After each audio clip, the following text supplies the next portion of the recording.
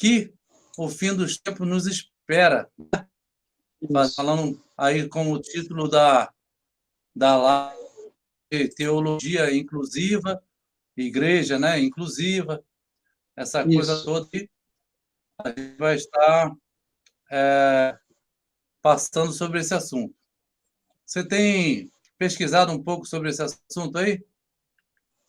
Sim, sim, irmão Jean. É um assunto que, para quem está antenado, né, nas coisas que vem acontecendo, como a igreja tem sido perseguida, combatida, ela é perseguida tanto na esfera física, né, principalmente nossos irmãos que estão espalhados aí no mundo sabem como é que é isso, e na esfera cultural, né.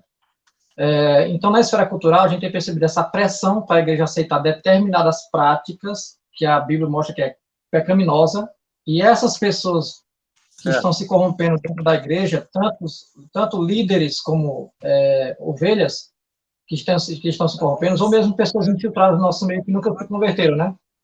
Elas têm adotado essas pautas e botado o guarda-chuva do falso amor, né? Não, porque eu amo, porque a gente tem que amar o próximo, então a gente tem que aceitar a pessoa como ela é, abraçar ela como é, ela pode permanecer como está, e a gente vai entender que aquele tipo de vida dela vai ser aceito aqui dentro.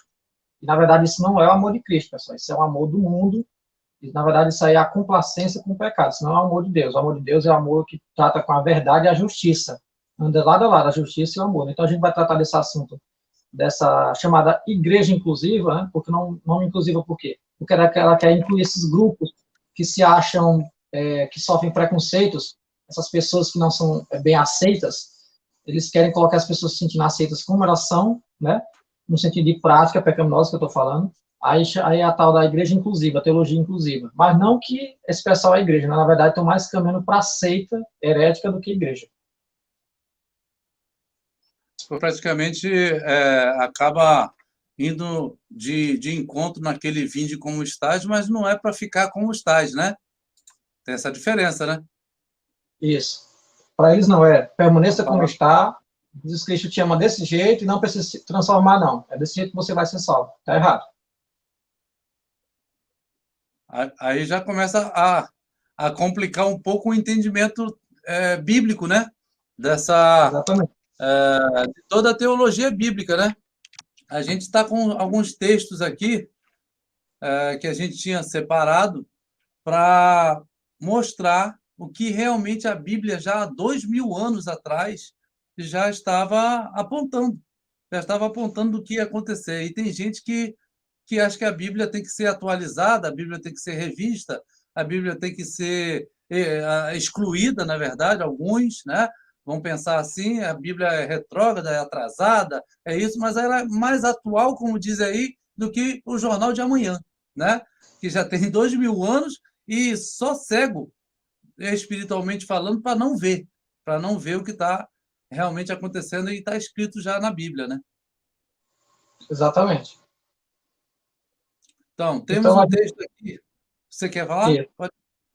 Então, esse texto aqui, pessoal, né, a gente vai fazer aqui por tópicos, a live vai seguir todo um andamento programado que eu já fiz com o irmão Jean, a gente já acertou aqui a programação da live, os tópicos vão ser tratados na live, e de início nós vamos tratar sobre a questão dos falsos mestres, falsos profetas. E tem textos que já mostram, né, os apóstolos já diziam, que iam surgir esse tipo de líderes falsos entre nós, ou que iam se corromper, iam corromper também o rebanho.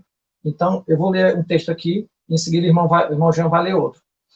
Tá bom, pessoal? Então, para quem está com a Bíblia aí, acompanha comigo. 1 Timóteo 4, 1, verso 1 e 2. Mas o Espírito expressamente diz que nos últimos tempos apostatarão alguns da fé, dando ouvidos a espíritos enganadores e a doutrinas de demônios, pela hipocrisia de homens que falam mentiras, tendo cauterizado a sua própria consciência. Então, pessoal, vocês estão vendo aqui, eu vou destacar essa palavra, apostatarão. Apostatar significa abandono da fé, né? Que essa mesma palavra vai ser usada também por Paulo, lá no texto antes da vinda do anticristo, vai acontecer apostasia. Apostasia é o quê? O apartamento da fé, é o divórcio da fé. É para aqueles que um dia tiveram fé, vão abandonar essa fé. Então, é o mesmo significado aqui. Então, vai apostatar da fé, vão dar ouvido... Um detalhe, irmão Alexandre, que é válido, acho que a gente ressaltar aí, que essa apostasia, esse abandono da fé, não necessariamente é abandonar o templo, não é isso? Não necessariamente quer abandonar de ir à igreja. Às vezes, sim, mas às vezes não. Vai continuar indo à igreja, mas já abandonou os caminhos do Senhor há muito tempo. Exatamente. A corrupção começa internamente e se mostra exteriormente. Aí vai estar a questão de abandonar a comunhão com os santos, que em vez do pessoal lembrar dessa questão de, deixou de ir para a igreja. Não. Ele deixou de se comunicar com os santos, de ter comunhão. Então, para ele não tem mais sentido aquilo, porque já está corrompido por dentro. Para ele, o que importa é estar de acordo com os prazeres dele. Então, é por isso que ele deixar de ir para a igreja é só um detalhe. Exatamente. Bom, aí, vê se a tela está aí, ó. Sim, até para quem está olhando aí né? para acompanhar. Isso, para quem está olhando aí para acompanhar comigo aí. Então, destaque a palavra apostasia, vão apostatar da fé. Ó, nos últimos tempos, o que é que vai acontecer? Apostataram da fé, vão dar ouvido a espíritos enganadores, que vão estar usando essas pessoas, esses falsos líderes, a doutrinas de demônios. Olha só, pessoal, tem doutrina de demônio entre os crentes. Tá vendo como é possível? Mesmo na comunhão lá, no convívio, né? Vai ter aqueles falsos lá no meio que vão introduzir esse tipo de doutrina lá, de demônio. São pessoas hipócritas, né? Pela hipocrisia de homens que falam mentiras, que é aparência de verdade, mas é só mentira. Tendo cauterizado a sua própria consciência. Então, você tem que analisar que essas pessoas têm a sua mente cauterizada. A sua mente está corrompida, está fechada no seu erro. Então, eles vão levar esse erro deles adiante, essa mentira deles adiante, essa doutrina de demônios adiante. As pessoas que vão absorver isso vão se perder junto com eles. Agora, se o irmão Jean quiser ler outro texto, fica à vontade, irmão Jean. Bom, então aqui, o 2 Timóteo capítulo 3 diz assim: sabe, porém, isto, que nos últimos dias sobrevirão tempos trabalhosos, ou tempos difíceis, porque haverá homens amantes de si mesmo, avarentos, presunçosos, soberbos, blasfemos, desobedientes a pais e mães, ingratos, profanos. Aqui, nesse texto, logo, é legal a gente dar uma ressaltada em alguns pontos aqui, porque um ponto primeiro que está aqui é amantes de si mesmo. A pessoa só quer saber dele próprio. Não tem amor ao próximo, não tem nada. É o que a gente já está vendo aí. Avarentos. Avarentos, não, a gente aqui tem uma ideia de que avarento é aquele cara que é o pão duro, chamado pão duro, né, que não gosta de gastar dinheiro. Mas não é isso que a palavra diz de avarento. Avarento é aquele que ama o dinheiro. É aquele que ama o dinheiro. Então, quando ele ama o dinheiro, e a Bíblia diz que o amor ao dinheiro é a raiz de todos os males, ele já fez do dinheiro um senhor dele. E a Bíblia vai falar que dois senhores. Não dá para servir a dois senhores. A Mamon e a Deus. Não dá para servir. Ou vai desagradar um e agradar o outro, ou vice-versa. Então, o amor ao dinheiro é ser avarento, que é um pecado de idolatria, de feitiçaria, porque você acaba que vai, né, se dedicando à questão do dinheiro, e é uma situação que você até tem uma desculpa para si. Não, é para dar um conforto à minha família, é para, né, dar uma coisa melhor para os meus filhos, tal. Tem um motivo bom, mas nisso tudo a pessoa se perde. A pessoa se perde nisso, daqui a pouco ela está totalmente fora e entrando neste versículo de 2 Timóteo, capítulo 3. E ele vai percorrendo aqui sem amor natural, irreconciliáveis. Olha que situação, a pessoa chega a um ponto, no mesmo texto que o irmão Alexandre leu, cabeça cauterizada. Ela é irreconciliável, ela não consegue ser reconciliada com Deus mais. E aí vai traidores, sem amor para com os bons, orgulhosos. E aí, no versículo 5, ele fala uma coisa interessante: tendo aparência de piedade, mas negando a eficácia dela. Destes, afasta-te. Quem tem aparência de piedade? Não é o mundo. O mundo não tem aparência de piedade, apesar de que alguns ainda tentam fazer parecer que é piedoso. Mas a aparência de piedade se fala mais em direção à igreja. E que vai ter aparência de piedade, mas, na verdade, na eficácia de quando você precisar, dessa piedade você não vai ter. É isso que está sendo apontado com muito mais ênfase para o fim dos tempos. Exatamente, Imogé. Inclusive, essa parte que você falou assim, essa questão de piedade vai estar apontando, da falsa piedade, vai estar apontando para a igreja, que vai estar se corrompendo. Lembra aquela igreja que Jesus vai dar o alerta, a igreja de Sardes, se eu não me engano, que fala que vocês têm a aparência de que vivem, mas estão mortos. Vocês estão mortos, mas a aparência é de quem está vivendo. Então é igual isso aí. Tem a aparência de piedade, mas só a aparência. Por dentro estão podres, né? Não tem nada de piedoso nas suas obras. Exatamente. A gente está colocando esses textos, pessoal, em ligação para vocês verem que os apóstolos falavam a mesma coisa, apontavam para a mesma coisa, para o tempo do fim, os últimos dias. Depois a gente vai ler também mais para frente as palavras de Jesus a respeito dessas pessoas que mostram esses frutos, né? Esses frutos mal.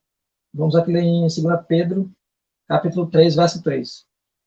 Sabendo primeiro isto, que nos últimos dias virão escarnecedores andando segundo as suas próprias concupiscências. Aí mais, se a gente for continuar lendo aqui, vai falar sobre aqueles que vão até zombar sobre a respeito da segunda vinda de Cristo, né? Se ele vai vir ou não, está tardando, está demorando. Então você vê que vai ter esse tipo de gente, né? E esse tipo de gente, pessoal, vai aparecer no nosso meio. Não se iluda achando que esse tipo de gente vai aparecer. Não, está falando do pessoal lá do mundo, pessoal perdido, que não quer nada com Jesus. Não, é de gente do nosso meio. Nós estamos fazendo essa ligação de pontos para vocês entenderem que isso vai surgir do nosso meio. A gente já tem visto esse tipo de manifestação com os próprios chamados irmãos da fé, que a Bíblia fala assim, ai daqueles que por quem vier o escândalo, que é melhor, Jesus falou, é melhor amarrar uma pedra de moinho, que é uma pedra de moinho, é uma pedra de mais ou menos 1 metro e tal de altura, por mais ou menos lá, uns 50 centímetros de largura. É uma pedra muito grossa e muito pesada. Amarrar no pescoço e se lançar ao mar. É praticamente um suicídio, né? Então, é melhor fazer isso do que escandalizar um dos meus pequeninos, disse Jesus. E tem muita gente aqui que às vezes pensa que, por ele não ter sido aquele que criou o escândalo, ele propaga o escândalo, então para ele está tranquilo. Hoje, com a internet, com redes sociais, então, tá gente propagando escândalos atrás de escândalos aí para todo lado, e como não foi ele o causador do escândalo, ele acha que está tranquilo e ainda está defendendo a igreja, ainda acha que está defendendo a Bíblia, e, na verdade, está propagando, porque se ele sabe de uma história ali, e aquela história não sairia dali se ele não colocasse na rede social, acabou. Mas não, a pessoa com um ar de que vai defender o evangelho, ele propaga o escândalo. Então, aqui está falando de escarnecedores, segundo as suas próprias concupiscências. E isso está se falando do povo que está inserido no meio do povo de Deus. Eu não posso dizer que é povo de Deus, porque povo de Deus, verdadeiramente, corpo de Cristo, não faz isso. 2 Pedro, capítulo 2, verso 1. Pode ler, estou acompanhando aqui.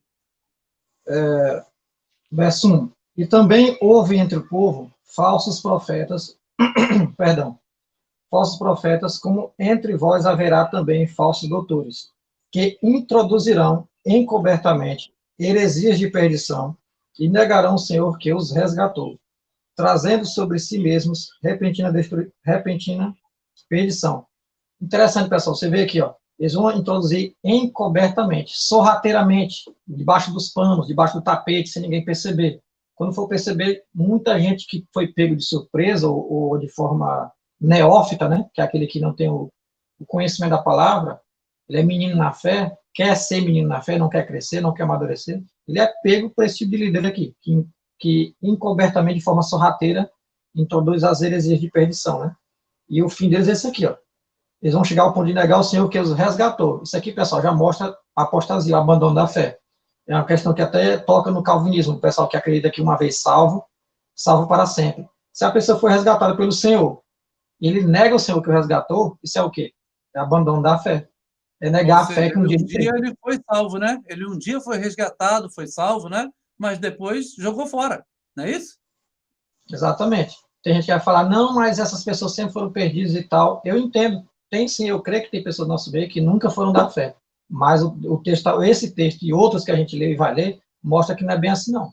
essas pessoas que estão se todos, né? corrompendo, isso, esses líderes e essas ovelhas que estão se perdendo, elas um dia tiveram fé e estão se corrompendo com essa ideia de, não, abraça esse aqui, abraça esse grupo, isso aqui, não, calma, vamos, não julgueis, vamos amar. A gente vai ler mais à frente esses textos aí.